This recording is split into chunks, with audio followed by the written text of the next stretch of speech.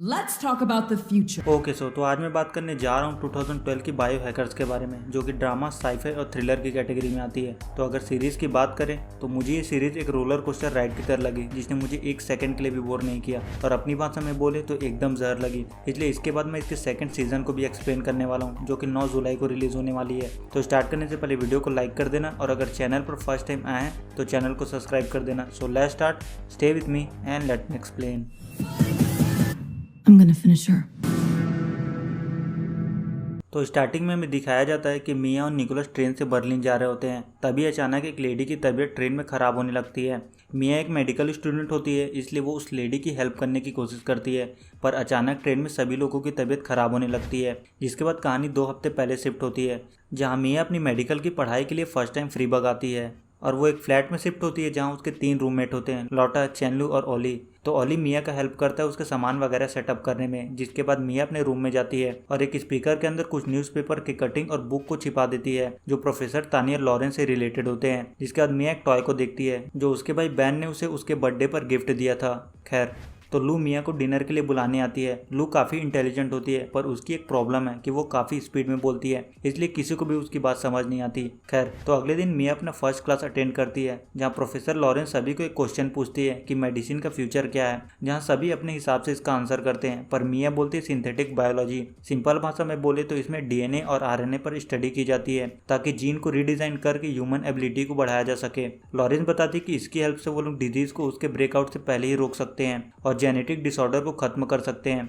जिसका मतलब ये होता है कि फ्यूचर में जो भी बच्चे पैदा होंगे उनमें किसी भी तरह की कोई भी बीमारी नहीं होगी। जिसके बाद लॉरेंस सभी को अपने असिस्टेंट जेस्पर से मिलाती है और बोलती है कि अगर किसी को कोई भी क्वेश्चन वगैरह पूछना है तो वो लोग उससे पूछ सकते हैं। जिसके बाद मिया जेस्पर का पीछा करती है और लाइब्रेरी तक पहुंच जाती है, जहां उसे एक चमकता हुआ चूहा दिखाई देता है, और वहीं मिया जेस्पर से मिलती है, जहां दोनों थोड़ी बहुत बातें करते हैं। और मिया जेस्पर को बोलती है कि उसे लॉरेंस का असिस्टेंट बनना है, जहाँ जेस्पर मिया को रात के फ्रेशर पार्टी के लिए इन्वाइट करता है, और रात में मिया अपने दोस्तों के साथ फ्रेशर पार्टी में जाती है, जहाँ मिया फुल ऑन टल्ली हो जाती है और काफ़ी अजीब सा बिहेव करने लगती है। तभी वो निकोलस से मिलती है, जो जेस्पर का बेस्ट फ्रेंड होता है, पर मिया का बिहेव काफ़ी अजीब होता है। तो अगले दिन मिया मॉडिफाइंग सेल्स की क्लास में लॉरेंस को इम्प्रेस करने में कामयाब हो जाती है। जिसके बाद मिया जेस्पर से मिलती है, पर जेस्पर को पता होता है कि मिया उसे स्टॉक कर रही है, पर उसे इससे कोई फर्क नहीं पड़ता। तो दोनों मिलकर रात की डेट की प्लानिंग करते हैं।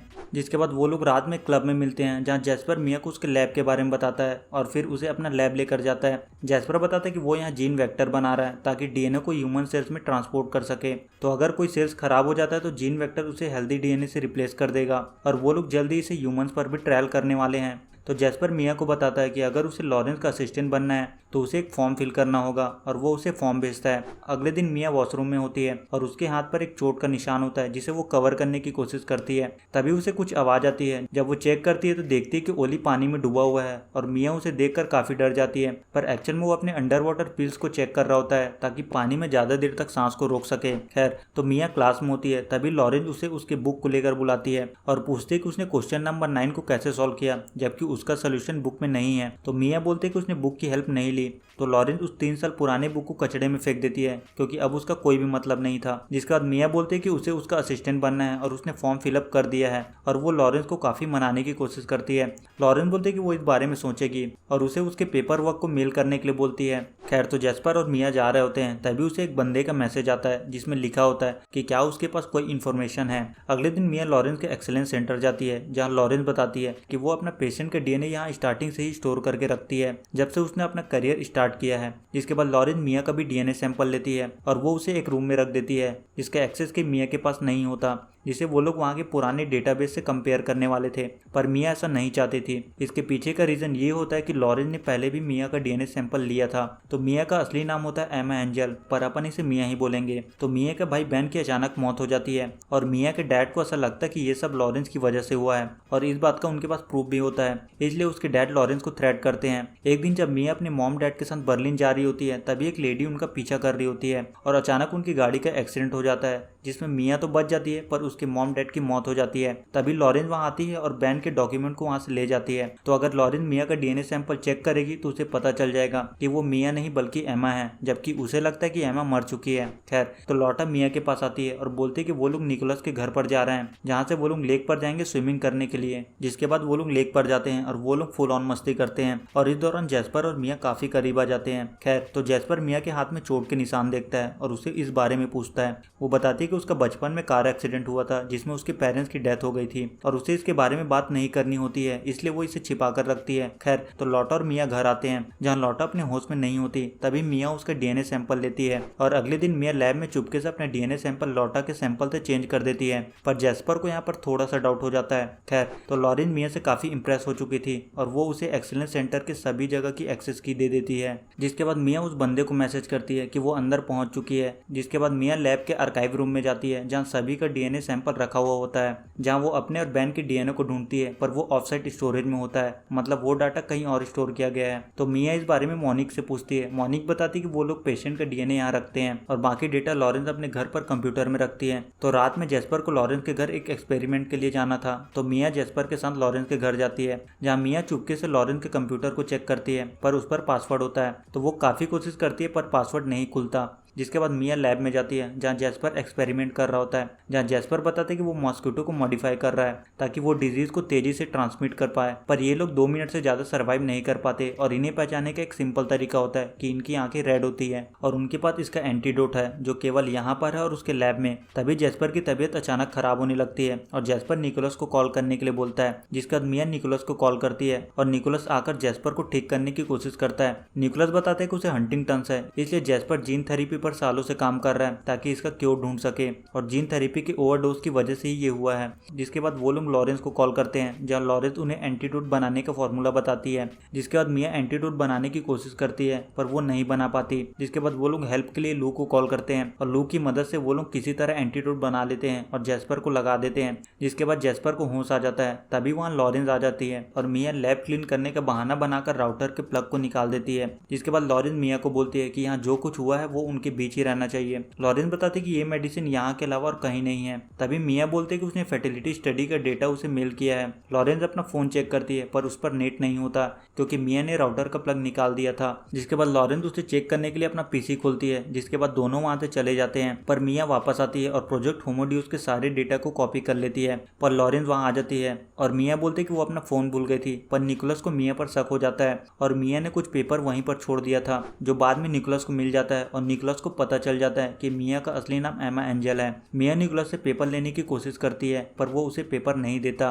वहीं लॉरेंस कनेक्शन चेक करती है तो उसे पता चल जाता है कि राउटर का प्लग किसी ने निकाला था। तो अगले दिन लॉरेंस जैस्पर को इस बारे में पूछती है कि क्या उसने राउटर को रीसेट किया था और जैस्पर झूठ बोलता है कि राउटर का प्लग उसने निकाला था क्योंकि नेट काम नहीं कर रहा था। खैर, तो मिया लाइब्रेरी में प्रोजेक्ट होमोड्यूस के बारे में सर्च कर रही होती है। तभी वहाँ जैस्पर आ जाता है। वो पूछता है कि क्या उसने लास्ट नाइट राउटर का प्लग निकाला था। मिया बोलते कि उसने किया था क्योंकि वाईफाई काम नहीं कर रहा था। जिसके बाद मिया निकोलस के पास जाती है और उसे सारी सच्चाई बताती है कि उसका असली नाम एमा एंजल है, कैसे लॉरेंस की वजह से उसके भाई बैन और उसके पेरेंट्स की मौत हो गई थी और अगर उसे इस बारे में पता चल गया तो सब बेकार हो जाएगा। बर्लिन में उसका एक बंदे से कॉन्टेक्ट है जो उसकी हेल्प कर रहा है पर उसे लॉरेंस के खिलाफ एविडेंस चाहिए। जिसके बाद निकोलस मिया को वो फाइल दे देता है। जब मिया उस फाइल को चेक करती है तो उसमें उसे एक डॉक्टर का नाम मिलता है जिसका नाम होता है डॉक्टर एनॉल के सुमैन, जो बेसल में एक नर्सिंग होम में है। जिसके बाद वो दोनों बेसल के लिए ट्रेन लेने जाते हैं। वहीं मोनिक लॉरेंस को बताती है कि मिया ऑफसेट स्टोरेज के बारे में पूछ रही थी। जिसके बाद लॉरेंस मिया का डीएनए सैंपल मंगाती है और उसका डीएनए का यूज करके उसका फेस बनाती है जो मिया के फेस से बिल्कुल भी मैच नहीं कर रहा होता।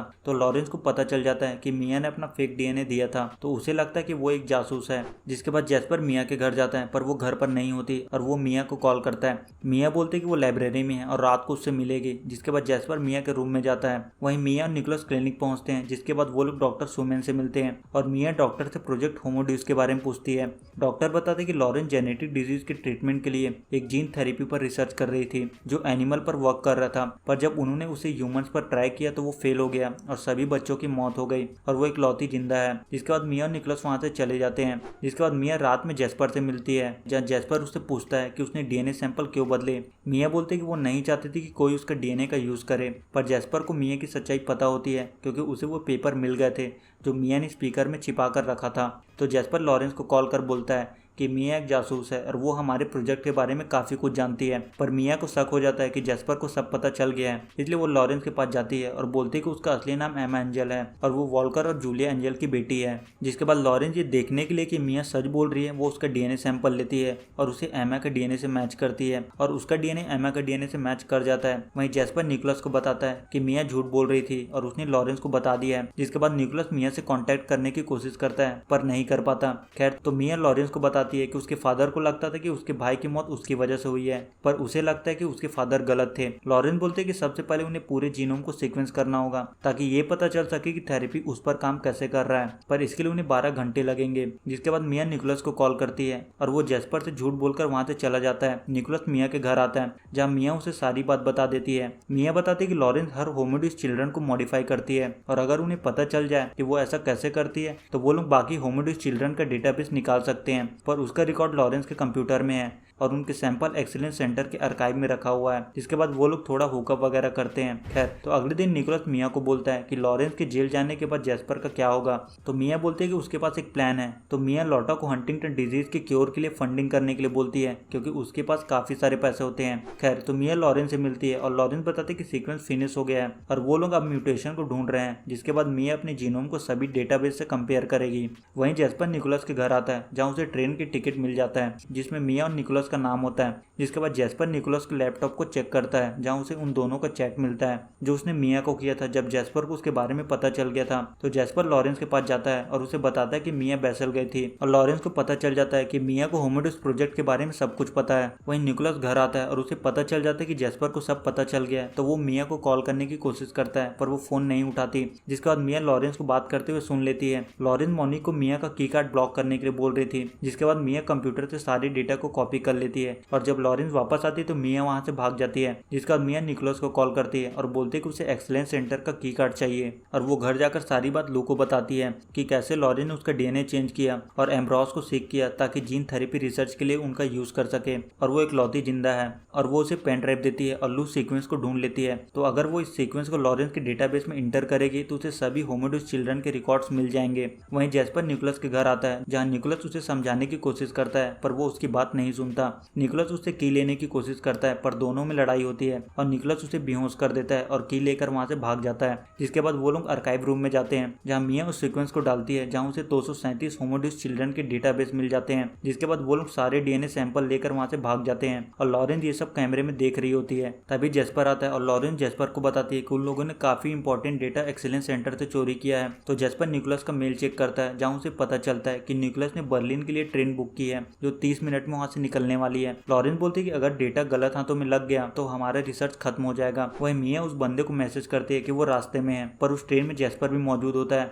और वो मॉस्किटो को छोड़ देता है जिससे सब बीमार होने लगते हैं। जब मिया को होश आता है तो एक डॉक्टर उसके सामने होती है। तभी मिया को पता चल जाता है कि ये सब उन मॉस्किटो की वजह से हो रहा है और मिया डॉक्टर को इस बारे में बताने की कोशिश करती है पर वो लोग उसे साइको समझकर बंद कर देते हैं। पर मिया किसी तरह वहां से भाग जाती है। जिसके बाद मिया लू को कॉल करती है और सारी बात बताती है और उसे जेस्पर के लैब में आने के लिए बोलती है। वहीं लॉरेंस पुलिस को कॉल कर बोलती है कि उसके यहाँ किसी स्टूडेंट ने चोरी की है। मिया जेस्पर के लैब में जाती है जहाँ वो एंटीडोट लेती है। तभी जेस्पर वहां आ जाता है और मिया को पता चलता है कि ये सब जेस्पर का काम है। मिया उसे सारी बात बताती है पर वो उस पर यकीन नहीं करता। तो मिया उसे जाकर प्रोजेक्ट होमोडिस चेक करने के लिए बोलती है पर जेस्पर को उसकी बातों पर यकीन नहीं होता और वो एंटीडोट को तोड़ देता है। जिसके बाद वो पुलिस को कॉल कर मिया की लोकेशन देता है ये बोलकर कि ट्रेन में जो कुछ हुआ वो उसी ने किया है। वहीं लू, लॉटा और ओली जेस्पर के लैब में आते हैं। जिसके बाद वो लोग एंटीडोट बनाते हैं। तभी वहाँ पुलिस आ जाती है और पुलिस उन लोगों को अरेस्ट कर लेती है पर मिया वहां से भाग चुकी थी। तो मिया हॉस्पिटल जाती है जहाँ उसे वो डॉक्टर मिलती है जो उसे ट्रेन में मिली थी और मिया उसे एंटीडोट देती है। जिसके बाद वो उस बंदे को मैसेज करती है और फ्रीबर्ग में मिलने के लिए बोलती है। वहीं जेस्पर होमोडिस प्रोजेक्ट के बारे में सर्च करता है और उसे सारी सच्चाई पता चल जाती है। जिसके बाद जेस्पर लॉरेंस को बोलता है कि उसने कोई एंटीबॉडी नहीं बनाई है और उन्हें बचाने का उसका कोई प्लान ही नहीं है। तभी पुलिस लॉरेंस के घर आती है और लॉरेंस पुलिस को बोलती है कि एमा ने ये अटैक नहीं किया है बल्कि जेस्पर ने किया है और जेस्पर ये सब कैमरे में सुन रहा होता है और जेस्पर वहां से भाग जाता है। वहीं डॉक्टर मिया से बोलती है कि वायरस अपने आप को मॉडिफाई कर रहा है, एंटीबॉडी को काम करना चाहिए था पर वो नहीं कर रहा है और अब हम कुछ नहीं कर सकते। जिसके बाद मिया लॉरेंस के पास आती है और उसे पेन ड्राइव दे देती है और उससे एंटीबॉडी मांगती है पर लॉरेंस बोलते कि उसने कोई एंटीबॉडी नहीं बनाई है। तो अब उन्हें बचाने का एक ही तरीका होता है कि वो लोग उन पर होमोडिस जीन थेरेपी का यूज करें और लॉरेंस यही चाहती थी। जिसके बाद मिया उसे सारी सारे डीएनए सैंपल दे देती है और लॉरेंस उसे एंटीडोट दे देती है और मिया एंटीडोट की मदद से उन सभी को बचा लेती है और निकोलस को होश आ जाता है। वहीं लॉरेंस उन फाइल्स को परमानेंट डिलीट कर देती है, पर जैस्पर ने वो सारे फाइल्स कॉपी कर लिया था और जैस्पर वो सारे फाइल मिया को मेल कर देता है। जिसके बाद मिया उस बंदे को मैसेज करती है और उसे 6 बजे मिलने के लिए बोलती है। जिसके बाद मिया उस बंदे से मिलती है और वो कोई और नहीं बल्कि डॉक्टर एंड्रॉस विंटर होता है जो लॉरेंस का फ्रेंड होता है और मिया उसे सारे एविडेंस दे देती है जो ये प्रूफ करते कि सबकी मौत लॉरेंस की थेरेपी की वजह से हुई थी। पर वो लोग मिया को किडनैप कर लेते हैं और वहाँ लॉरेंस भी होती है और कहानी यहाँ से खत्म हो जाती है। तो इसी के साथ इस वीडियो में इतना ही। वीडियो अच्छा लगे तो वीडियो को लाइक कर देना और चैनल को सब्सक्राइब कर देना। इसी के साथ वीडियो को यहीं रैप अप करते हैं। सी यू इन नेक्स्ट वीडियो, तब तक के लिए गुड बाय।